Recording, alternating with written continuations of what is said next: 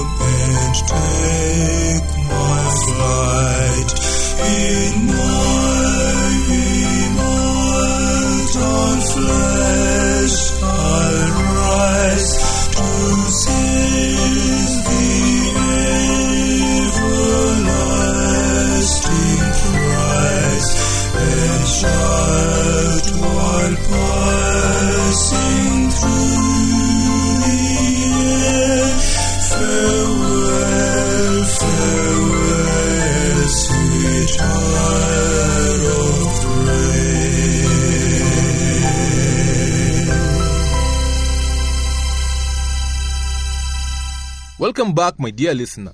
Insomnia is a persistent disorder that can make it hard to fall asleep, hard to stay asleep, or both, despite opportunity for adequate sleep. Here is Dan Obuato.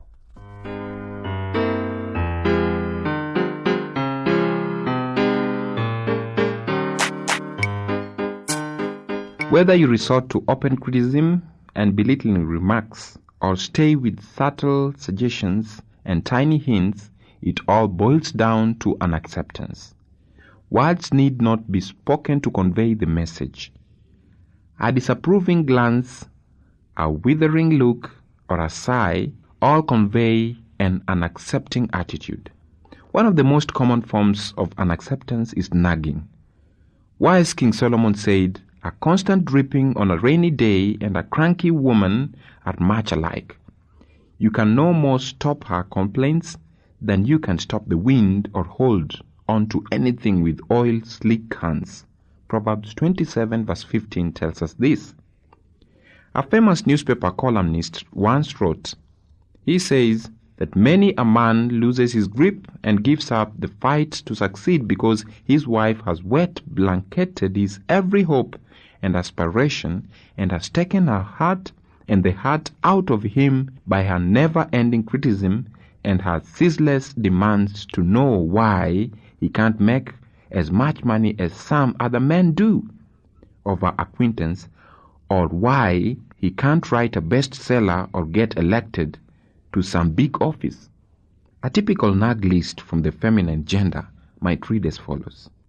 He never fixes anything around the house, never takes me any place, won't get up in the morning, watches television too late, gets up too early, won't go to church, spends money foolishly, lives beyond our means, won't talk with me, doesn't understand my feelings, pays no attention to the kids, forgets birthdays and anniversaries, isn't home enough, never says a decent word unless he wants sex, is stingy with me, is too quiet, leaves the toilet seat up, never picks up his clothes, uses bad grammar, has terrible table manners, drives like a tyrannic, tells the same jokes over and over again, brags too much, swears in front of the children, refuses to exercise, eats too much, spends too much time golfing, doesn't pay bills on time, is too domineering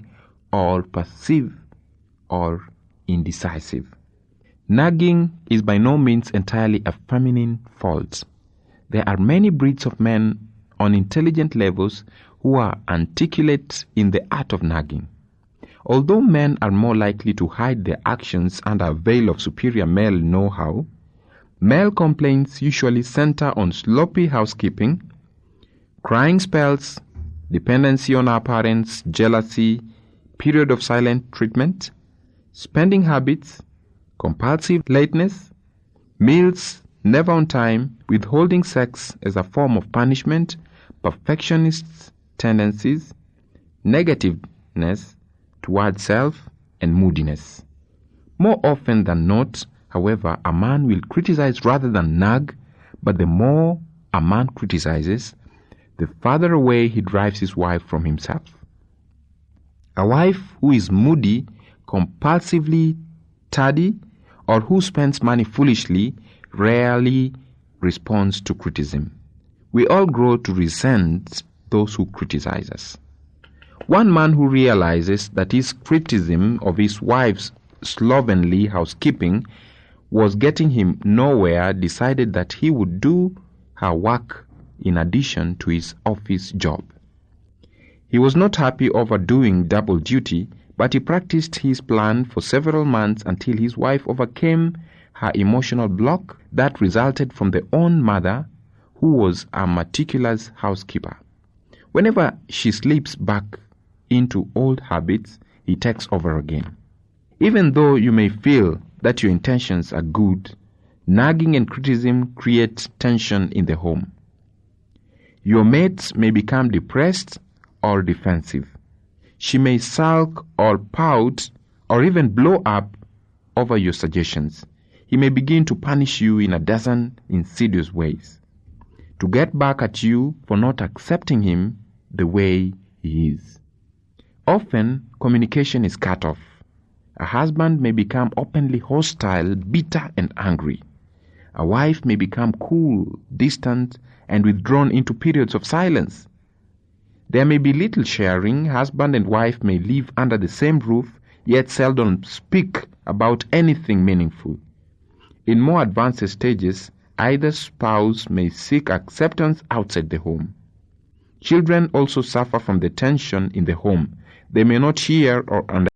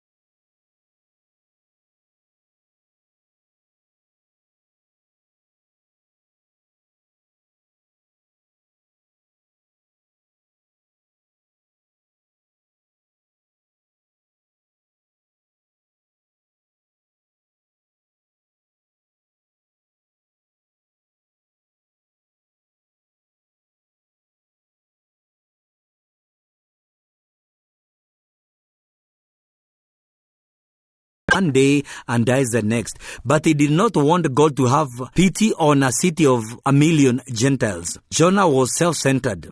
Now, self-centeredness, as you'll agree, is a universal tendency. Our main preoccupation is with ourselves. When any new idea or suggestion comes along, our first reaction is, how does this affect me, my position, my future? So it is not surprising that Jonah was embarrassed and angry about the failure of his preaching.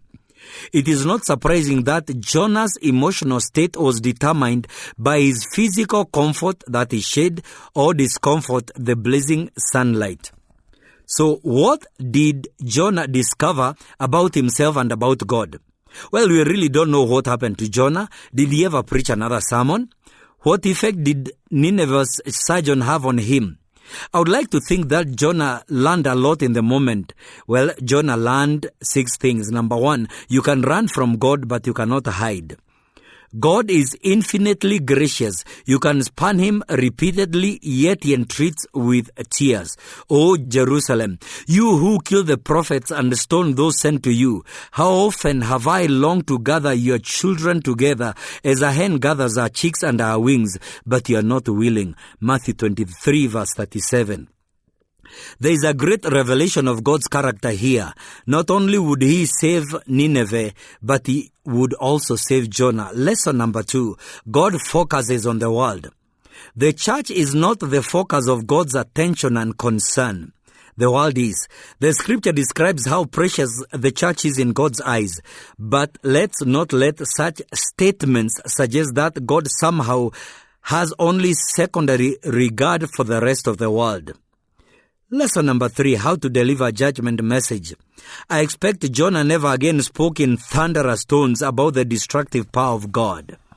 He now spoke with tears in his voice. He realized that God's judgment messages are meant as entreaties of the most urgent kind, not denouncement of the most violent kind. Imagine going to the doctor who finds some serious condition in your body, and the doctor exclaims amidst the joy of discovery, in 6 weeks you are going to die. The doctor I go to had better say it differently.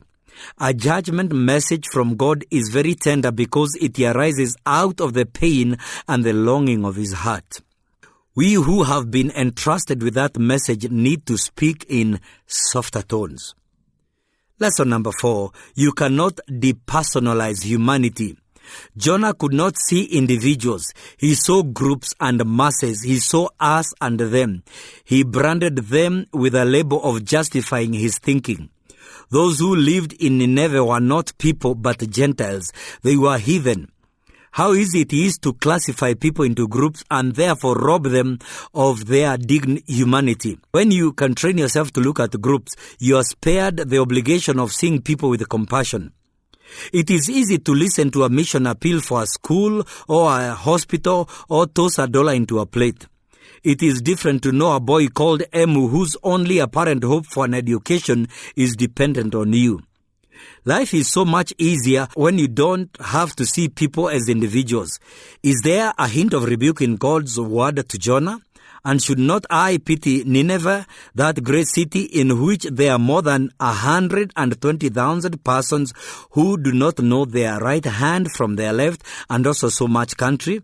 Yes, God sees the many, but he sees much more. God sees the many in which he sees the one. But there is even more. God sees the little ones, those who do not know their right hand from their left, and who therefore, like cattle, cannot be held at all responsible for the moral state of society. What great encouragement it is to know that God sees even the little ones. Lesson number 5, there is a wilderness in God's mercy. There is a kindness in justice that is more than liberty. Jonah had previously worshipped a territorial God.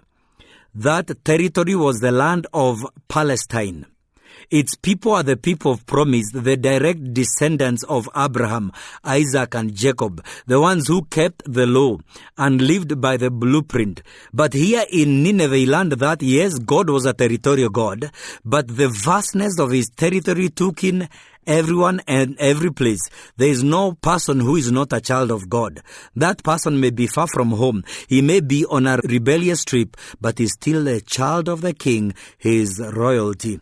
And lastly, the sixth lesson is your special place in the plan of God. Up to this time, Jonah saw himself as part of the elect, the chosen ones, and he thought that being chosen meant being a favorite.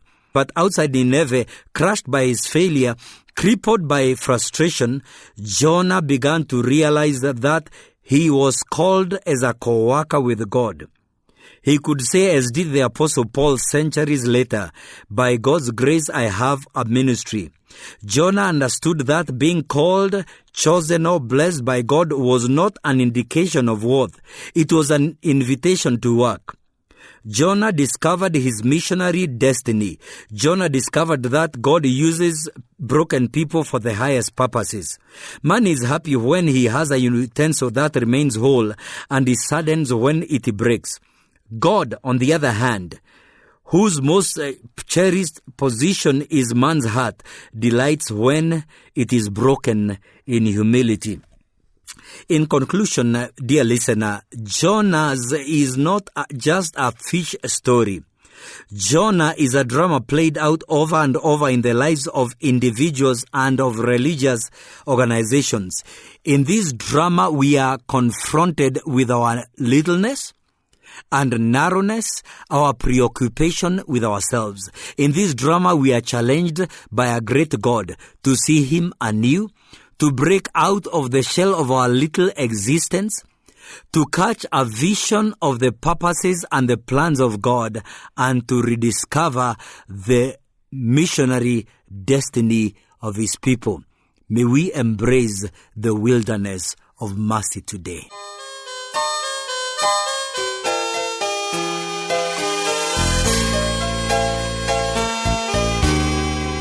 That marks the end of our program this day.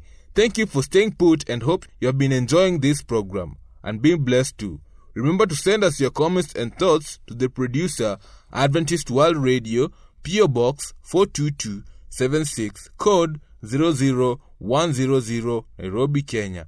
Or you can send us an email through awrnairobi@eau.adventist.org. On behalf of the New Life production team and we thank you very much. I have been your host, Tileno Diambo.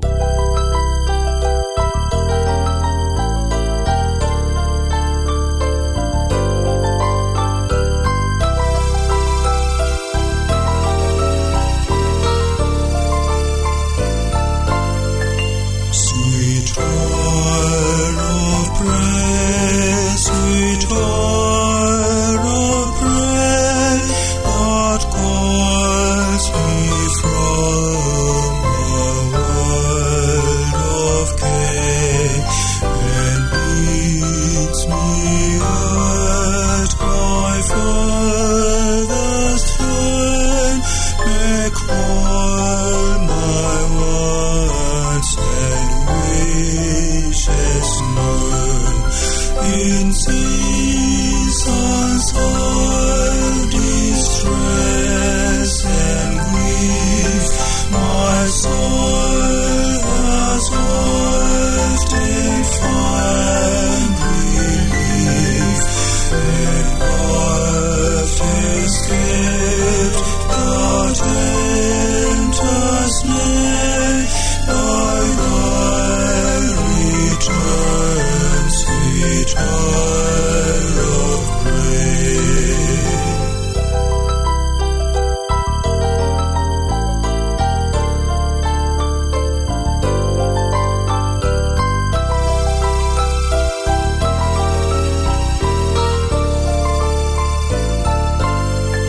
Sweet oil of praise, sweet oil of praise, thy wings shall my petition bear to Him whose truth and faithfulness and gave the waiting soul to bless. see